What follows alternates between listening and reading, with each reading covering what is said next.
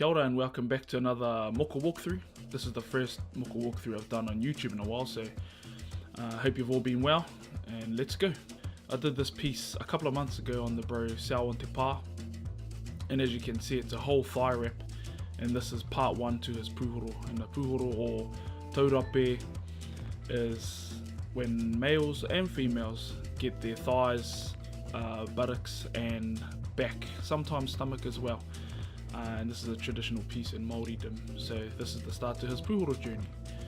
And I'll start talking about the piece from here. So if you look at his knee, it's got 2 heads, and these 2 heads are called manaya, and they're connected at the top of his knee. And the reason I wanted to do that is to represent duality, and you know, we as people all have 2 sides to us, or multiple sides to us, but this represents energy, so masculine and feminine energies from both his parents. And this these manaya, or this manaya, represents his tipuna patuone, which is one of his tipuna from up north, I believe. And this whole leg piece represents his whānau on his mother's side. So yeah, that's the manaya. I'm really happy how it turned out. He wanted the piece to wrap around his knee, and he gave me the idea to have the manaya wrapping around his knee. So shout out to the bro for that suggestion. And flipping around to the back of his leg now, if you look at the piece just directly behind his knee, I don't have a name for it, but it was a design that I wanted to create to represent the beginning of his life, and the line leading up represents his life's journey. And as you can see at the top, it doesn't end. And I usually like to try and implement this sort of meaning into pieces, especially when they represent people's journeys, you know, an ongoing journey, and that's what that represents.